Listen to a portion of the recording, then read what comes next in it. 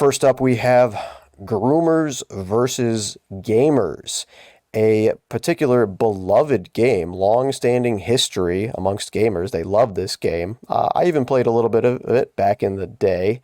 It is getting the Pride Month treatment. So if you could tell us, Sam, what game is it and what exactly are they doing to it? How has the Pride agenda infiltrated this game?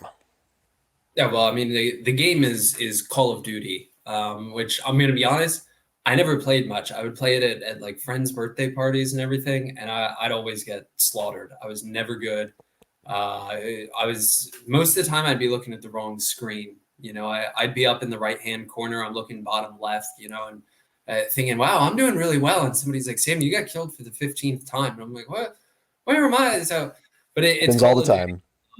all the time. And I was very happy to be able to start an article, a serious article in a serious publication with the phrase press F to pay respect, because the LGBT agenda it's finally taken Call of Duty, which, Call of Duty chat rooms are notorious for being, let's just say, not terribly friendly to LGBT feelings and such, or really anybody's feelings. If we're going to be honest, I think that's kind of ripe territory for searching for these alleged hate crimes. But they've got this new package. I think they call it a downloadable. You can now decorate your gun in rainbow flags and transgender flags. And to me, the most shocking or most kind of horrific part of this is you can get machine gun bullets that have the transgender flag decorating them. Which, given the rise, especially over the past year or two, in those who identify as transgender shooting up schools and such, I think that it's egregious. I think that somebody either really realized what they were doing and is trying to get canceled, or just is just the most callous person on the face of the planet. I mean, that's heartless to do that.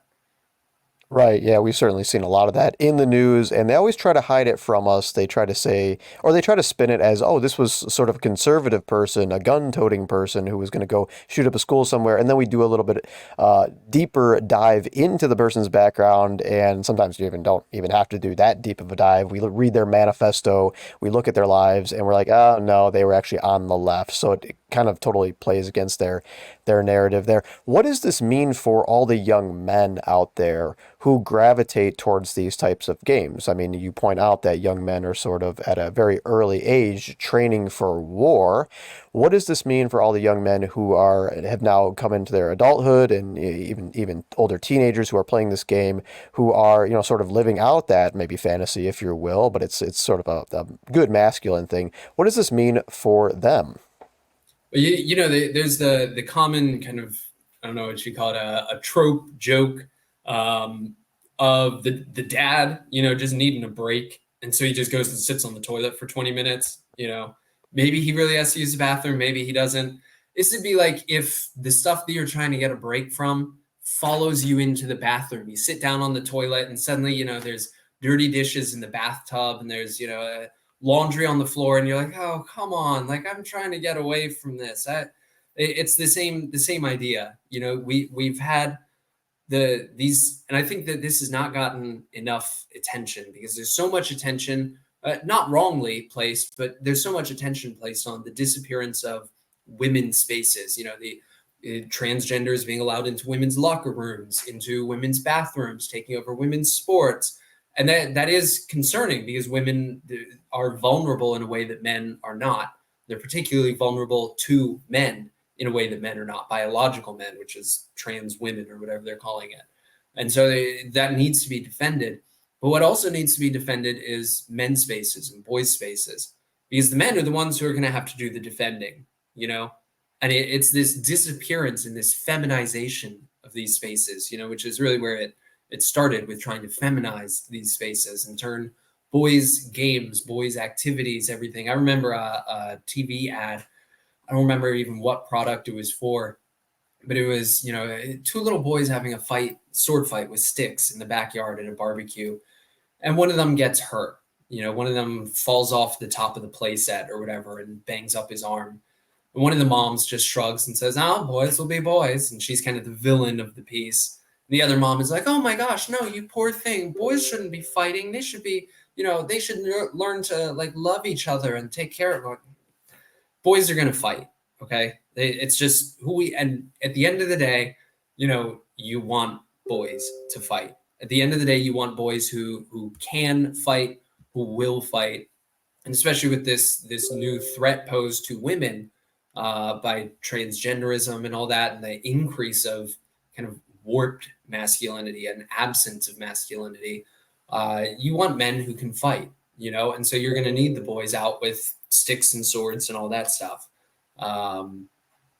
So this disappearance of men's spaces where boys kind of are fostered to do that, I think that's terribly alarming, and it's going to have really negative consequences for society and for culture going forward.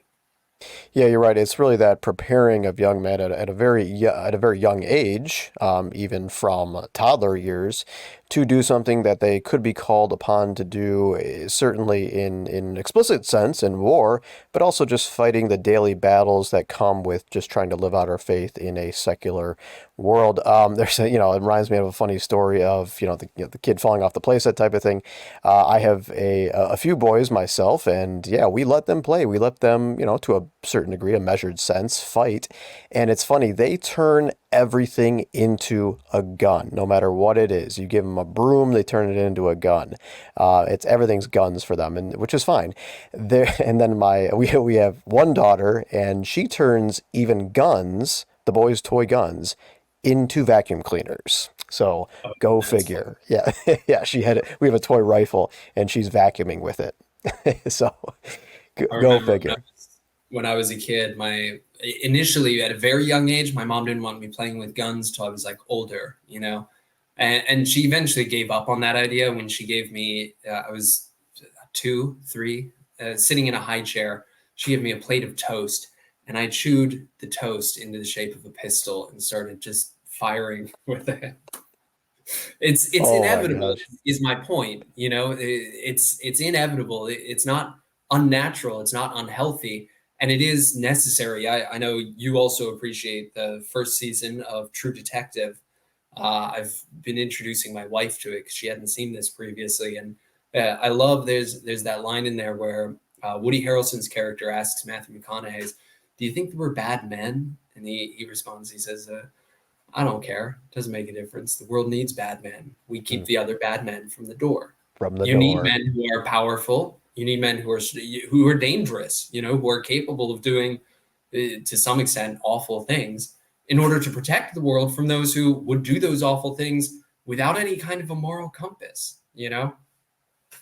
So Yeah. I think it's necessary. Absolutely, absolutely. And sometimes, even as a father, you have to be that, for lack of a better term, that bad man who keeps the evil away from the door of your house.